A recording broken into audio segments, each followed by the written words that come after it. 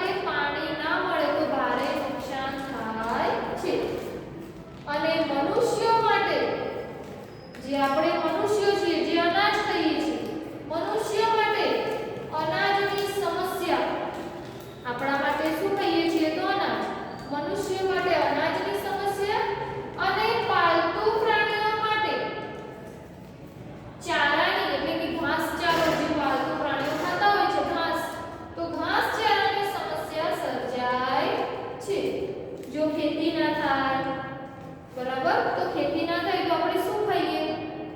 એટલે કે મનુષ્યો માટે ખેતીની એટલે કે અનાજની અને પશુઓ માટે ચારાની સમસ્યા સર્જાય છે. એવું કહે છે કે અછતની સ્થિતિમાં ખેતી અને જીવસૃષ્ટિને પાણીના અભાવે ભારે હાનિ થાય છે એટલે કે ભારે નુકસાન થાય છે અને મનુષ્યો માટે અનાજની સમસ્યા અને પાલતુ પ્રાણીઓ માટે ચારાની સમસ્યા સર્જાય છે. શું ખાવું? પાલતુ પ્રાણીઓ શું ખાય? તો ઘાસ ખાય. તો એ ઘાસ ચારાની સમસ્યા પાલતુ પ્રાણીઓ માટે સર્જાય છે. અગાઉ આવેલા દુષ્કાળમાં એટલે કે આપણા ભારતમાં આવી દુષ્કાળની પરિસ્થિતિ સર્જાઈ ગઈ છે. તો જ્યારે આવો દુષ્કાળ આવ્યો હતો ત્યારે ભારતની અંદર ભૂખમરાથી ભારે જાનહાનિ થતી હતી. જ્યારે આવો દુષ્કાળ સર્જાયો હતો પૃથ્વી પર ત્યારે દુષ્કાળના કારણે ખાવા પીવાનું મળે નહીં તો ભૂખમરાથી ભારે જાનહાનિ થતી હતી. એટલે કે ઘણા લોકોને જીવને જોખમમાં મૂકી દેતા હતા. ભારે મોટા પ્રમાણમાં જાનહાનિ સર્જાતી હતી. પણ આધુનિક સમયમાં એટલે કે અત્યારના લેટેસ્ટ સમયમાં યોગ્ય વ્યવસ્થાપનથી એટલે કે આપણે યોગ્ય જાણકારી મેળવી શકીએ છીએ. એના કારણે જાનહાનિને અટકાવી શકાય છે. એટલે કે જે જાનહાનિ સર્જાય છે એ જાનહાનિને થતી અટકાવી શકીએ છીએ. ત્યારે આધુનિક સમયમાં જ્યારે પહેલાના સમયમાં ભારે જાનહાનિ થતી હતી. બરાબર? આ સાનો પરિચય મેળવ્યો આપણે? દુષ્કાળનો. કે આ એક વિનાશકારી અને લાંબા સમય સુધી ખરાબ અસરો છોડે તેવી કુદરતી આપત્તિ છે જેની જાણકારી આપણે આપી શકીએ છીએ. કઈ આપત્તિ છે? દુષ્કાળ. બરાબર? સમગ્ર જીવસૃષ્ટિના અસ્તિત્વ માટે એટલે કે જીવવા માટે અત્યંત આવશ્યક એવા ખોરાક અને પાણી સાથે જોડાયેલી આ આપત્તિ છે. ખોરાક અને પાણી બંને સાથે જોડાયેલું. દુષ્કાળ પડે તો આપણને પાણી પણ ના મળે અને ખોરાક પણ મળે નહીં. તો આ બંને સાથે જોડાયેલી કુદરતી આપત્તિ છે. વર્ષા ઋતુમાં વરસાદ આવે જ નહીં કે નહિવત આવે એટલે કે ખૂબ જ ઓછો આવે ત્યારે પાણીની તીવ્ર અછતની જે પરિસ્થિતિ સર્જાય છે તેને દુષ્કાળ કહે છે. તેને શું કહે છે? દુષ્કાળ. અછતની સ્થિતિમાં અછત હોય તેવી સ્થિતિમાં ખેતી અને જીવસૃષ્ટિને પાણીના અભાવે ભારે હાનિ થાય છે. બરાબર? ખેતી અને જીવસૃષ્ટિને કોના અભાવે? પાણીના અભાવે ભારે હાનિ થાય છે અને મનુષ્યો માટે અનાજની સમસ્યા તથા પાલતુ પ્રાણીઓ માટે ચારાની સમસ્યા સર્જાય છે. એટલે કે પાલતુ પ્રાણીઓ જે હોય એમના માટે ઘાસ ચારાની સમસ્યા સર્જાય છે. ભારતમાં અને વિશ્વમાં જ્યારે આવી ભૂખમરાની સમસ્યા સર્જાઈ હતી. બરાબર? તો દુષ્કાળમાં ભૂખમરાથી પહેલાના સમયમાં જ્યારે આવી ભૂખમરાની પરિસ્થિતિ સર્જાઈ હતી ત્યારે ભારે જાનહાનિ થતી હતી. પણ આધુનિક સમયમાં યોગ્ય વ્યવસ્થાપનથી થતી એટલે કે આવી જે સમસ્યાઓ સર્જાય છે તો યોગ્ય વ્યવસ્થાપન એટલે યોગ્ય ગોઠવણને કારણે આપણે આવી જાનહાનિ થતી અટકાવી શકીએ છીએ. એટલે કે જાનહાનિને અટકાવી શકીએ છીએ. હવે તેના જુદા જુદા પ્રશ્ન છે. દુષ્કાળ પહેલા શું કરવું? દુષ્કાળ દરમિયાન શું કરવું? ને દુષ્કાળ પછી શું કરવું? જે આપણે દરેક પ્રશ્નમાં શીખ્યા છીએ. તો ઉપલબ્ધ જળના પહેલા પ્રશ્ન છે કે દુષ્કાળ પહેલા શું કરવું જોઈએ? દુષ્કાળ સર્જાવાનો છે તો આપણને તેની જાણકારી તો થાય જ છે કે વરસાદ નથી પડ્યો તો આવી પરિસ્થિતિમાં દુષ્કાળ જેવી પરિસ્થિતિ સર્જાઈ શકે છે. તો આપણે શું કરવું જોઈએ? કયા સાવચેતીના પગલાં ભરવા જોઈએ કે જેથી આપણને આ સમસ્યાથી એટલે કે આપત્તિથી વધારે અસર થાય નહીં? તો ઉપલબ્ધ જળના જથ્થાનો અંદાજ કાઢીને એટલે કે આપણા પાસે જેટલું પણ જળ છે કે આપણી સરકાર પાસે જેટલું પણ જળ છે તેનો અંદાજ કાઢીને તેના વપરાશનું આયોજન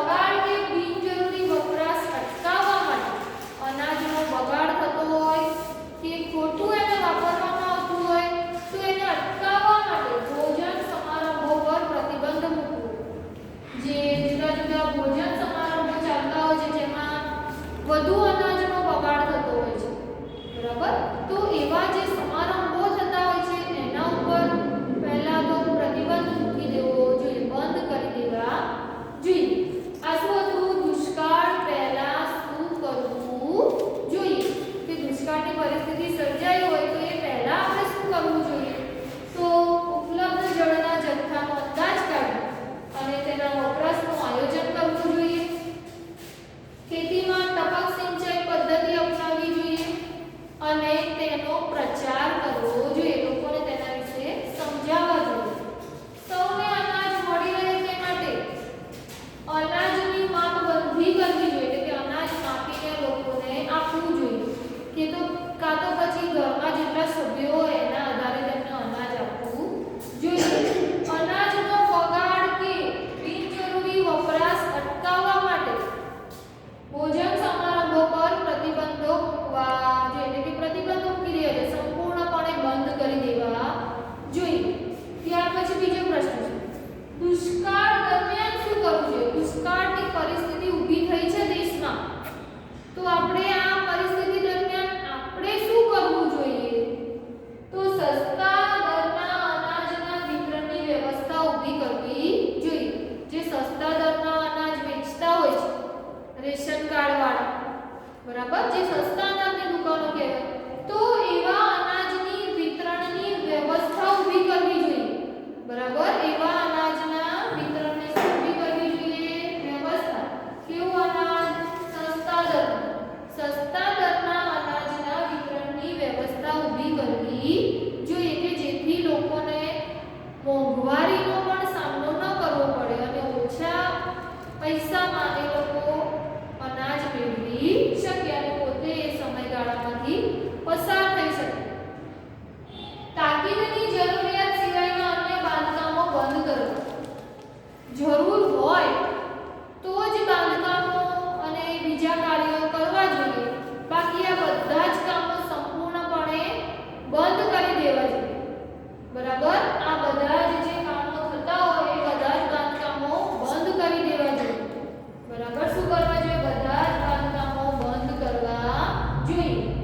અનાજ અને ઘાસચારાની સંગ્રહખોરી સામે પ્રતિબંધાત્મક પગલાં ભરવા જોઈએ, બરાબર. અનાજ અને ઘાસચારો આ બંને વસ્તુ તે સમયગાળામાં શું થાય? લોકો ઊંચી કિંમતે વેચે, ભેગી કરી રાખે, અને જ્યારે બજારમાં એ વસ્તુની તંગી હોય તો એવા સમયગાળામાં એ લોકો અનાજ અને ઘાસચારાને ઊંચી કિંમતમાં વેચે, કે જેના કારણે શું થાય? લોકોને વસ્તુની ખરીદી, એટલે જરૂર તો હોય જ વસ્તુની, તો લોકો ઊંચી કિંમતે પણ એ વસ્તુઓ ખરીદે. તો જે લોકો આવું કરતા હોય, અનાજ અને ઘાસચારાની સંગ્રહખોરી, એ લોકો પર પ્રતિબંધાત્મક પગલાં ભરવા જોઈએ, એટલે કે એ લોકોને કડકમાં કડક સજા થાય એવું કામ કરવું જોઈએ. સરકારે એ રીતના પગલાં ભરવા જોઈએ. આ શું હતા? દુષ્કાળ દરમિયાન શું કરવું જોઈએ? તો સસ્તા દરના અનાજના વિતરણની વ્યવસ્થા ઊભી કરવી જોઈએ. તાકીદની જરૂરિયાત સિવાયના અન્ય બાંધકામો બંધ કરવા જોઈએ, બીજી બધી કામગીરી બંધ કરી દેવી જોઈએ. અને બધાનું ધ્યાન અહીંયા દુષ્કાળમાં આપણે કયા કયા પગલાં લઈ શકાય એ જ કામમાં હોવું જોઈએ. અને અનાજ અને ઘાસચારાની સંગ્રહખોરી સામે પ્રતિબંધાત્મક પગલાં ભરવા જોઈએ. આગળનો પ્રશ્ન છે, દુષ્કાળ પછી શું કરવું જોઈએ? દુષ્કાળની પરિસ્થિતિ થાય છે તો આપણે એ પરિસ્થિતિ પછી દુષ્કાળ બંધ, એટલે કે હવે વરસાદ પડ્યો, બરાબર, ખેતી થવા લાગી, તો આપણે શું કરવું જોઈએ? બરાબર. તો વિકાસ કામોના ભાવિ આયોજનમાં જળ સંચયના કામોને પ્રાથમિકતા આપવી. વિકાસના જે કામો બધા અટકી પડ્યા દુષ્કાળના કારણે, તો જે કામો અટકી પડ્યા હતા એમાં સર્વપ્રથમ એટલે સૌ પહેલા કયું કામ કરવું જોઈએ? તો જળ સંચયના કામોને પ્રાથમિકતા આપવી. પાણીને કઈ રીતે ભેગું કરવું? તળાવો, સરોવરો, મહાસાગરો, એટલે કે જે તળાવ છે, સરોવરો છે, નદીઓ છે, આ બધામાંથી પાણી બધું ક્યાં જાય છે? સાગરોમાં, મહાસાગરોમાં. તો એ પાણીને કઈ રીતે અટકાવવું મહાસાગરોમાં જતું? સર્વપ્રથમ એ બાબત ઉપર ધ્યાન રાખવું જોઈએ. એટલે બધા કામોને પડતા મૂકી અને પાણીને પ્રાથમિકતા આપવી. પાણીના કામોને સર્વપ્રથમ પ્રાથમિકતા આપવી, એટલે કે લોકો એનો બચાવ કઈ રીતે કરે એ આપણે ધ્યાન રાખવું જોઈએ. અનાજના બફર સ્ટોક માટે આયોજન કરવું, એટલે કે અનાજ જે બગડી જાય છે ઘણીવાર, તો